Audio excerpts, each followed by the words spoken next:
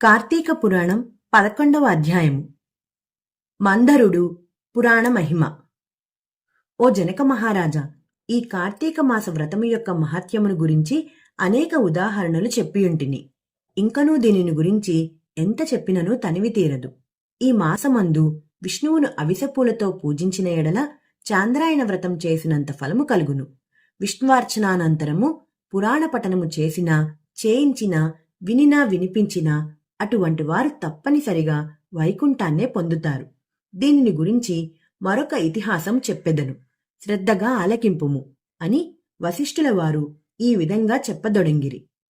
పూర్వము కళింగ దేశమున మందరుడను విప్రుడు గలడు. అతడు ఇతరుల ఇండ్లలో వంటలు చేయుచు, అక్కడనే భుజించుచు, మద్య మాంసాది పానీయములు సేవించుచు, తక్కువ జాతి వారి సాంగత్యం వలన స్నాన జప దీపారాధనాదికములను ఆచారములను పాటింపక దురాచారుడై మెలుగుచుండెను. అతని భార్య మహాసాధ్వి, గుణవంతురాలు, శాంతిమంతురాలు.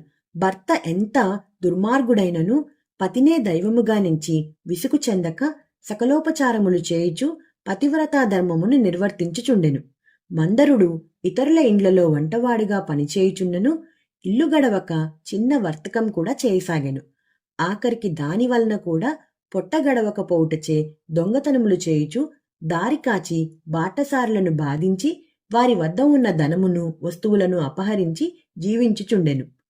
ఒక దినమున ఒక బ్రాహ్మణుడు అడవిదారిన పడిపోవుచుండనా అతనిని భయపెట్టి కొట్టి ధనం అపహరించుచుండగా అక్కడకు మరొక కిరాతకుడు వచ్చి ధనాసచే వారిద్దరినీ చంపి ధనము మూటగట్టుకుని వచ్చుచుండెను. సమీపమందున్న ఒక గుహ నుండి వ్యాఘ్రమొకటి గాండ్రించుచూ వచ్చి కిరాతకునిపై పడెను. కిరాతకుడు దానిని కూడా చంపెను. కాని ఆ పులి కూడా తన పంజాతో కిరాతకుని కొట్టి ఉండుట వలన ఆ దెబ్బకు కిరాతకుడు కూడా చనిపోయెను.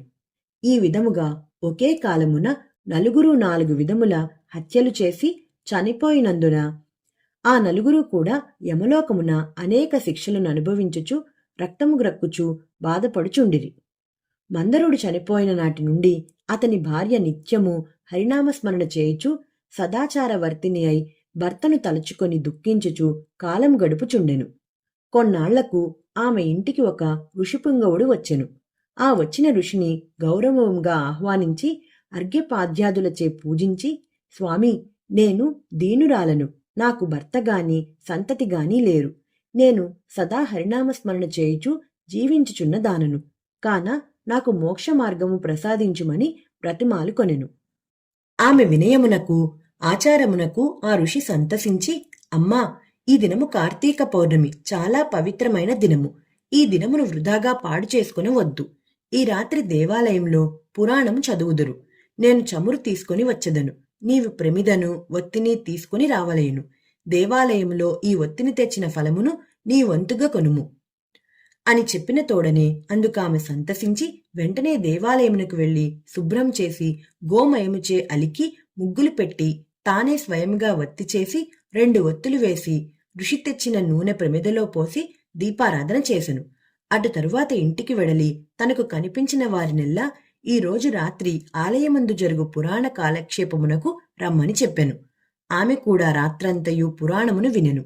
ఆనాటి నుండి ఆమె విష్ణు చింతనతో కాలం గడుపుచు కొంతకాలమునకు మరణించెను. ఆమె పుణ్యాత్మురాలగుట వల్ల విష్ణుదూతలు వచ్చి విమానమెక్కించి వైకుంఠమునకు తీసుకొని పోయిరి. కాని ఆమెకు పాపాత్ముడైన భర్తతో సహవాసం వలన కొంచెం దోషముండుట చేత మార్గమధ్యమున యమలోకమునకు తీసుకొని పోయిరి. అచట నరకమందు మరి 3 బాధపడుచున్న తన భర్తను జూచి, ఓ విష్ణుదూతలారా, నా భర్త మరి 3 ఈ నరక బాధపడుచున్నారు. కాన నా యందు దయయుంచి వారిని ఉద్ధరింపుడని ప్రాధేయపడెను. అంత విష్ణుదూతలు, అమ్మా, నీ భర్త బ్రాహ్మణుడైయుండియు స్నాన సంధ్యాదులు మాని పాపాత్ముడైనాడు. 2వ వాడు కూడా బ్రాహ్మణుడైనను అతడు కూడా ధనాసచే ప్రాణహితుని చంపి ధనం అపహరించెను. 3వ వాడు వ్యాఘ్రము. 4వ వాడు పూర్వం ద్రవిడ దేశమున బ్రాహ్మణుడై జన్మించినను అనేక అత్యాచారములు చేసి 12 రోజున కూడా తైలలేపనము మధ్యమాంస భక్షణ చేసినాడు గాన పాపాత్ముడైనాడు. అందుకే ఈ 4 నరక బాధలు పడుచున్నారు అని వారి చరిత్రలు చెప్పిరి. అందులోకామె చాలా విచారించి, ఓ పుణ్యాత్ములారా, నా భర్తతో పాటు మిగిలిన ముగ్గురును కూడా ఉద్ధరింపుడని ప్రార్థించగా, అందులోకా దూతలు, అమ్మా, కార్తీక శుద్ధ పౌర్ణమి నాడు నీవు ఒత్తి చేసిన ఫలమును వ్యాఘ్రమునకు, ప్రమిద ఫలము కిరాతకునకును, పురాణము వినుట వలన కలిగిన ఫలము ఆ విప్రునకు దారపోసినచో వారికి మోక్షం కలుగునని చెప్పగా, అందులోకామ అట్లే దారిపోసెను. ఆ నలుగురును ఆమె కడకు వచ్చి విమానమెక్కి వైకుంఠమునకు వెళ్ళిరి.